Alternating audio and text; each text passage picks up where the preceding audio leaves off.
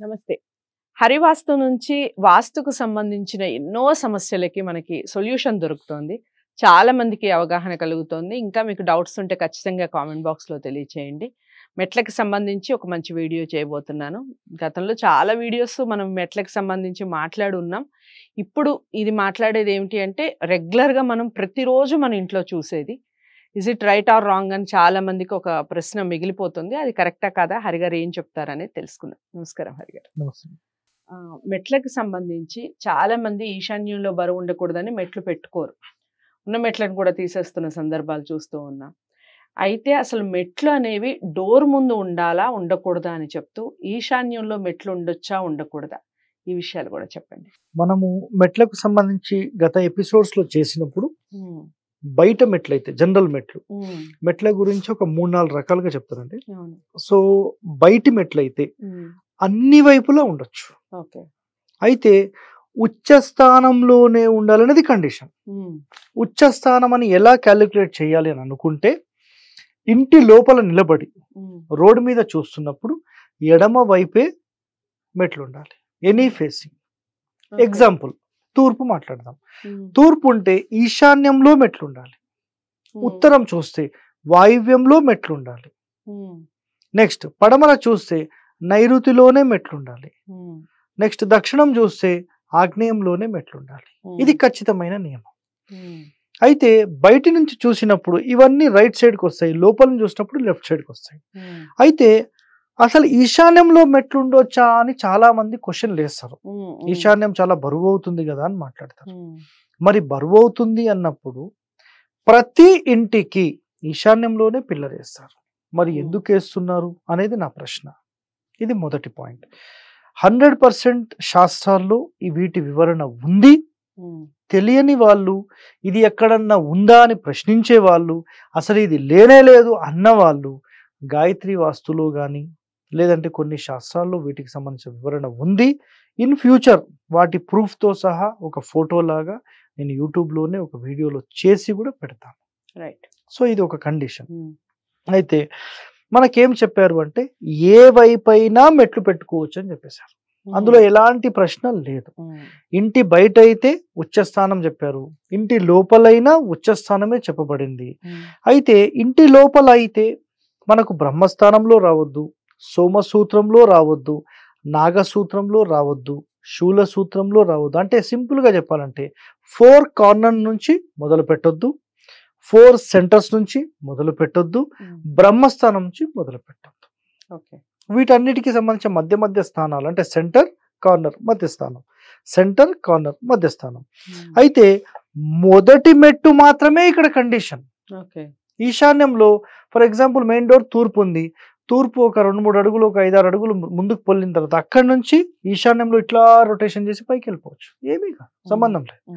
అయితే పూర్తి నైరుతి మూల నుంచి మొదలు పెట్టొద్దు. ఇది ఖచ్చితమైన కండిషన్. రైట్. మొన్న ఒక ఇంటికి వెళ్ళాను, మహానుభావులు. అలాంటి మహానుభావుడు అయితే నా జీవితంలో ఇంతవరకు తగలలేదు. ఈ 7-8 సంవత్సరాల జర్నీలో ఎవరూ తగలలేదు. ఒక తగిలాడు. ఏం తగిలారంటే వాళ్ళు తూర్పు ఫేసింగ్ ఇల్లు కట్టుకున్నారు. వాళ్ళు యాక్చువల్ మెట్ల గురించి పిలిపించారు. సార్ మా ఇంటి లోపల ఈశాన్యంలో మెట్లు ఉన్నాయి, ఇవి ఉండడం వల్ల మాకు చాలా ప్రాబ్లమ్స్ ఉంటాయి అని చెప్పి ఒక ఆయన పంతులు వచ్చి మాకు ఈశాన్యంలో మెట్లు పగలగొట్టించిపోయిండు, మీరు ఒక్కసారి వచ్చి అసలు మెట్లు పెట్టాలా లేదా, మరి పెట్టొద్దంటే మేము ఎక్కడ పెట్టాలి, మాకు కొంచెం చెప్పిపోవాలి సార్ అని చెప్పారు. వాటి యొక్క స్టోరీ చెప్తాను ఇప్పుడు. ఆ ఇల్లు రోడ్ కంటే ఓ 3-4 అడుగుల ఎత్తు కట్టేసుకున్నారు. మొత్తం చుట్టూ ప్లాట్ఫామ్ అంతా వచ్చేసింది. మళ్ళీ కింద స్థలం అంతా ఉంది, అన్ని వైపుల స్థలం ఉంది, తిరగడానికి మొత్తం రౌండప్ వస్తుంది. ఇప్పుడు ఈ ఏదైతే మీరు టోటల్ రౌండప్ లో మనం ఏదైతే హైట్ చేసి కట్టారో, ఒక స్లాబ్ లాగా కట్టారో, ఒక వరండా లాగా కట్టారో, ఆ వరండాకి గేట్ మధ్యలోకి ఇప్పుడు ఒక రాజమహల్ వెళ్తారండి, మీరు ఒక ఫంక్షన్ హాల్కి వెళ్తారు, మెట్లుంటాయి ఎక్కడానికి? హైట్ లో ఉంటుంది కదా, మెట్లుంటాయా? ఒక హోటల్కి వెళ్ళారు, మెట్లుంటాయా? పోనీ ఇప్పుడు ఆఫీస్కి వచ్చారు, బయట మెట్లున్నాయా ఎక్కడానికి? ఇప్పుడు ఈ హైట్ అనేది తూర్పు ఫేసింగ్ ఉంది. ఈశాన్యంలో వాళ్ళు డోర్ పెట్టుకున్నారు, ప్రధాన ద్వారం పెట్టుకున్నారు. దాని ఆపోజిట్ లో మెట్లు ఉన్నాయి దిగడానికి. ఈశాన్యంలో మెట్లు పెడితే నువ్వు సత్యనాశ అయిపోతావు, నీ జీవితం మొత్తం నాశనం అయిపోతుంది, అసలు నీ పిల్లలు మొత్తం చనిపోయే అవకాశాలు ఉంటాయి, నీకు అసలు సంతానమే ఉండదు, నీ సంతానమే బతకదు అని చెప్పి మొత్తం ఈశాన్యం మెట్లు మొత్తం పగలగొట్టి వెళ్ళిపోయాడు. అంటే ఇప్పుడు నాకు ఒక డౌట్ హరి గారు, మెట్లు లేకుండా అసలు ఇంట్లో నుంచి బయటకు ఎలా వస్తారు? అది పెద్ద డౌట్ కదా. అంటే ఓకే, వాళ్ళు సిద్ధాంతిని తప్పుపట్టడం కాదు, కానీ ఆయన ఏదో చెప్పారు, వీళ్ళు ఏదో ఫాలో అయ్యారు, వీళ్ళు అనేది ఒక ప్రాతిపదిక అనేది ఉండాలి కదా. ఇంట్లోకి వెళ్ళిన వాళ్ళు బయటికి వెళ్ళిన వాళ్ళు ఇంట్లోకి రావాలిగా, ఎలా వస్తారు? అయితే అక్కడ పెట్టడం ఎలాంటి దోషం లేదు. ఓకే, లేదు. ఆ వచ్చిన వ్యక్తికి ప్రాపర్ అవగాహన లేక కేవలం పుస్తకాలు చదివి ఉంటాడు. పుస్తకాలలో ఏముంటుంది అంటే ఈశాన్యంలో మెట్లు పెడితే ఈ నష్టాలన్నీ జరుగుతాయి. కండిషన్ ఏంటి?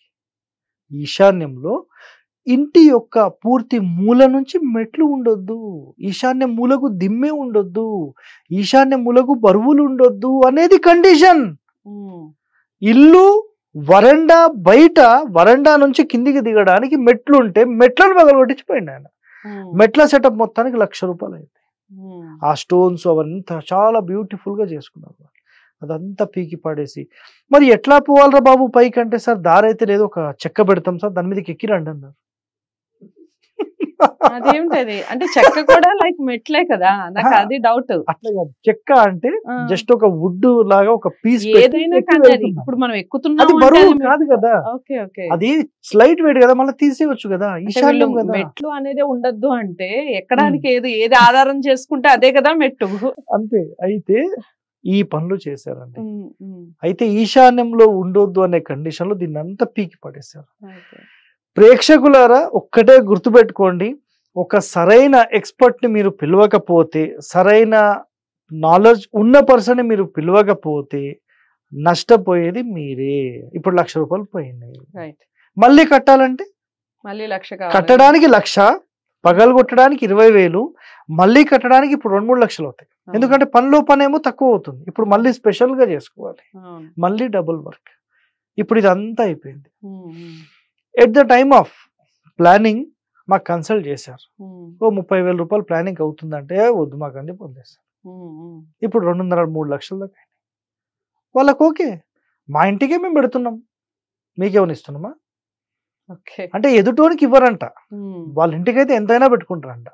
అంటే ఇక్కడ ఏంటంటే నా ఆలోచన ఏముంటుందంటే, ఒక సరైన డిసిషన్, సరైన నిర్ణయం, సరైన నియమాలు చెప్పే వ్యక్తి కన్నా ఖర్చైనా పర్వాలేదు అన్న ఇలాంటి వాళ్ళను మనం మార్చలేము, కాబట్టి వదిలేసేయాలి అంతే. ఇక అవన్నీ ఆలోచనలు వద్దు.